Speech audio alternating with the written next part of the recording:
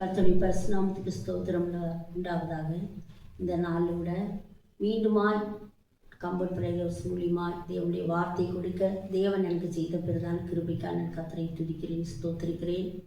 இந்த நாளில் தேவனுடைய வார்த்தை, நீ மௌனமாய் இருந்தால் ரட்சிப்பு வேறு வழியாய் வரும் என்று சொல்லி பார்க்கிறோம்.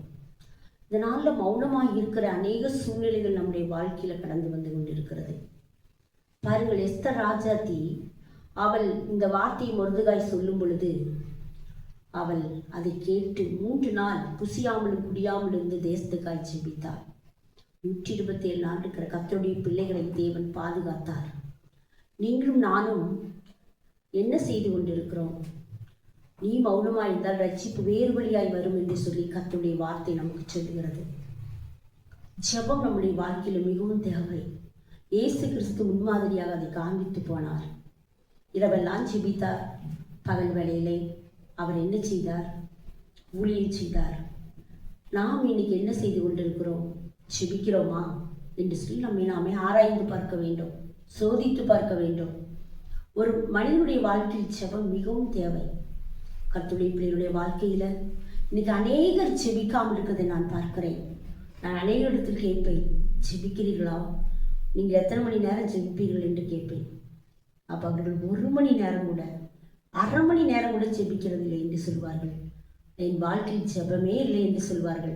எனக்கு மிகவும் வேதனையாக இருக்கும். காரணம், நான் ரொம்ப நேரம் ஜெபிக்கிறவள். ஆனால் அவர்கள் அப்படி சொல்லும் பொழுது என் இதயம் ரொம்ப வேதனைப்படும். அதிகமாய் நான் ஜெபிப்பேன். ஆண்டவருடைய பாதத்தில் அமர்ந்து அழிந்து வர ஆத்துமாக்களுக்காகவும் தேசத்தில் இருக்கிற ஒவ்வொரு ஜனங்களுக்காகவும் நான் ஜெபிப்பேன். அதுபோல் எல்லாரும் ஜெபிக்க வேண்டும் என்று நான் விரும்புவேன். அது மிகவும் ஆண்டவருக்கு பிடித்தமான காரியம் என்று எனக்கு தெரியும். அதனால் நான் ஆண்டவருடைய பிரியத்தை பெற்றுக்கொள்ளும்படியாக அழிந்து போகிற ஜனங்களுக்காக, தேசத்தில் இருக்கிற ஒவ்வொரு மக்களுக்காக நான் ஜெபிப்பேன். இந்த நாளில் கர்த்தர் உங்களை பார்த்து கேட்கிறார், நீங்கள் எத்தனை மணி நேரம் ஜெபிக்கிறீர்கள்? அழிந்து போகிற ஆத்துமாக்களுக்காக ஜெபிக்கிறீர்களா? தேவன் கண்ணீரோடு ஜெபியுங்கள். எத்தனை பேர் இந்த நரக அக்கினிக்கு போய் கொண்டிருக்கிறார்கள் பாருங்கள். வட மாநிலங்களிலே எத்தனை பேர் அழிந்து போய் கொண்டிருக்கிறார்கள். ஆடு மாடுகள் வீடு இழந்து எத்தனை பேர் தவிக்கிறார்கள். நம்மளுடைய டெல்லி, இமாச்சல பிரதேஷ் போன்ற எல்லா இடங்களிலும் தண்ணீர் நிரம்பி பாதைகளே காணப்படவில்லை. அநேகர் அப்படியா கூட்டமாய் கொத்தாய் மறிக்கிறதை பார்க்கிறோம். அப்பெல்லாம் நான் வேதனைப்படுகிறது உண்டு. அன்பான தேவஜனமே, அதை பார்க்கும்போது இதயத்தில் வேதனை வரவில்லையா? நம்மளுடைய சகோதர சகோதரி யாராவது அப்படி ஆனால் மறித்து போயிட்டு நமக்கு எவ்வளோ வேதனை வரும். அதுபோல் நம்முடைய வாழ்க்கையில மிகவும் வேதனை அடைந்து ஜெபிக்க வேண்டியது நம்முடைய கடமையாக இருக்கிறது. இன்னைக்கு அநேகர் ஜெபிப்பதில்லை. நாம் ஜெபிப்போமானால் என் ஜனங்கள் தங்களை தாழ்த்தி பொல்லாத வழிகளை விட்டு மனம் திரும்பி இருக்கும் பொழுது, ஜெபிக்கும் பொழுது கர்த்தர் தேசத்துக்கு சேமத்தை தருவேன் என்று சொல்லி இருக்கிறார். அப்படியானால் நாம் பொல்லாத வழிகளை விட்டு ஜெபிக்க வேண்டும் என்று கர்த்தர் விரும்புகிறார். இன்னைக்கு நாம் பொல்லாத வழிகளை விட்டு ஜெபிப்போமா? திறப்பில் நிற்கும் சுவரையடைக்கு ஒருவனை தேடினேன், இதுவரை காணவில்லை என்று சொல்கிறார். நாம் இன்னைக்கு திறப்பில் நிற்கிறோமா? அழிந்து வர ஜனங்களுக்காக திறப்பில் நிற்கிறோமா என்று சொல்லி நாம் பார்க்க வேண்டும். பாருங்கள், இங்கிலாந்து தேசத்திலே ஒரு அருமையான ஒரு மூதாட்டி இருந்தார்கள். ஒரு குக்கிராமத்திலே அந்த தாய் எப்பொழுதும் ஜெபித்து கொண்டே இருப்பார்கள். அந்த பகுதியில், அந்த கிராமத்துக்காக எப்படியாவது இந்த கிராமம் இன்னைக்கு மக்களெல்லாம் இயேசுவை ஏற்றுக்கொள்ள வேண்டும். குடிசையிலே, ஓட்ட குடிசையில் அவர்கள் வாழ்ந்து கொண்டிருந்தார்கள். ஆனால் ஜெபம் மட்டும் அவர்கள் எப்பொழுதும் ஜெபித்து கொண்டே இருப்பார்கள். மிகவும் ஏழ்மையான தாய். ஆனால் ஒரு நாள் திடீரென்று அங்கு ஒரு மிஷினரி வந்தார். 3 நாள் கன்வென்ஷன் மீட்டிங் நடத்தினார். அந்த மீட்டிங் நிமித்தமாக அங்கு ஒரு மாபெரும் எழுப்புதல், அநேகர் இயேசுவை ஏற்றுக்கொண்டார்கள். அந்த நாளில் அந்த தாய் வந்து அவங்கள் ஜெப அறையில் உட்கார்ந்து அழுதார்கள். அப்பா, நான் எத்தனை நாளாக ஜெபித்து கொண்டிருக்கிறேன். என்னுடைய ஊரில் ஒரு எழுப்புதலை நான் பார்க்கவே இல்லை. ஆனால் இந்த நாள் எங்கேயோ இருந்து வந்த ஒரு மிஷினரி மூலியமாய் ஆயிரக்கணக்கான பேர் இயேசுவை ஏற்றுக்கொண்டார்களே, என் ஜெபத்தை நீர் கேட்கவில்லையா என்று சொல்லி அவர்கள் அங்கலாய்த்தார்கள். தேவன் அவரோடு இடைப்பட்டார். மகளே, அவரை நான் அனுப்பினது உன் ஜெபத்தால் தான். உன் ஜெபத்தால் தான் இந்த பகுதியில் இவ்வளோ ஒரு எழுப்புதலை நான் கொண்டு வந்திருக்கிறேன். அந்த மிஷினரி அனுப்புறதே உன் ஜெபத்தை கேட்டுதான் என்று சொன்னார்.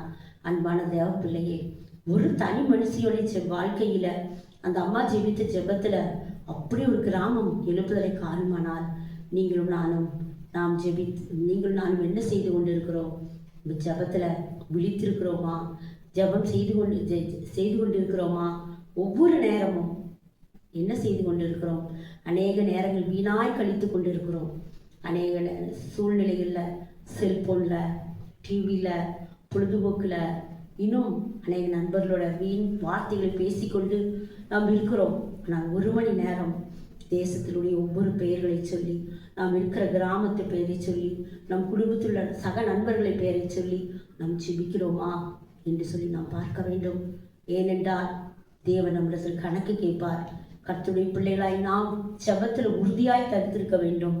காலம் சமயமாயிட்டு, கர்த்தருடைய வருகை மிகவும் சமயமாயிட்டு. அதனால்தான் இந்த நாளில் தேவன் ஜெபத்தை அதிகமாய் கேட்கிறார்.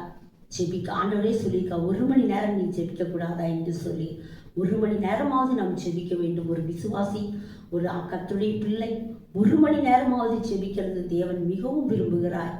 அதை நாம் ஜெபிக்கிறோமா? பாருங்கள், எவ்வளவு ஜனங்கள் அழிந்து கொண்டிருக்கிறார்கள். தேசத்தில் எவ்வளவு ஜனங்கள் மாண்டு கொண்டிருக்கிறார்கள். அமெரிக்காவிலே பயங்கரமான புயல். நாம் இருக்கிற பகுதியில் அப்படி ஒரு புயல் வந்தால் நம்ம நிலைமை என்ன ஆகும்? நீங்கள் நினைத்து பார்க்க வேண்டும். அவர்களுக்கு தானே வந்திருக்கிறது, நமக்கா வந்திருக்கிறது, நம்ம ஊருக்கா வந்திருக்கிறது என்று சொல்லி நீங்கள் நினைக்கலாம். இல்லை, நமக்கு வரும் பொழுதுதான் அதனுடைய சூழ்நிலையில் நாம் வருவதற்கு முன்பாக நாம் ஜெபித்து தடை செய்ய வேண்டாமா? அவர்களுக்காகவும் ஜெபிக்க வேண்டும், நமக்காகவும் ஜெபிக்க வேண்டும். நீ இப்படிப்பட்ட ஒரு அழிவுகள் நம் தேசத்திலே வரக்கூடாது என்று சொல்லி கர்த்தரிடத்தில் மன்றாட வேண்டும், கெஞ்ச வேண்டும். இதைத்தானே நாம் ஆண்டவர் விரும்புகிறார். தங்களை தாழ்த்தி ஜெபிக்கும் பொழுது நினைவை ஆண்டவர் எவ்வளவு ஒரு அழிவிலிருந்து கர்த்தர் காப்பாற்றினார். 1,20,000 பேருக்காய் பரிதவித்த தேவன் நம்முடைய இந்திய தேசத்துக்காய் எவ்வளவாய் பரிதவிப்பார்? எவ்வளவு அழிந்து ஜனங்கள் அப்படியா தண்ணீர் மூழ்கி எவ்வளவாய் மாண்டு கொண்டிருக்கிறார்கள். இன்னைக்கு நாம் என்ன செய்து கொண்டிருக்கிறோம்? ஜெபம் மிகவும் முக்கியமாய் காணப்படுகிறது தேவ பிள்ளையும் வாழ்க்கையில. தனிப்பட்ட ஜெபம், குடும்ப ஜெபம், இப்படியா ஒன்று கூடி ஜெபிக்கிற ஜெபம், சபையில போய் ஜெபிக்கிற ஜெபம், இதெல்லாம் மிகவும் அவசியமாய் காணப்படுகிறது நம் வாழ்க்கையில. ஏனென்றால் கடைசி காலத்தில் இருக்கிறோம். அப்படியா நரகத்திலே அவ்வளோ ஆத்துமாக்கள் குவிந்து கொண்டிருக்கிறது. எனக்கு கர்த்தர் ஒரு பாடலை கொடுத்தார். அந்த பாடலை உங்கள் மத்தியில் நான் பாட விரும்புகிறேன். ஜெபிக்க ஆள் இல்லை எனக்கு, துதிக்க ஆள் இல்லை, கதற ஆள் இல்லை எனக்கு, கண்ணீர் விட ஆள் இல்லை. மனிதா மனிதா உனக்கு என்ன செய்யவில்லை? ஜெபிக்க நீரம் இல்லையா, துதிக்க நீரம் இல்லையா?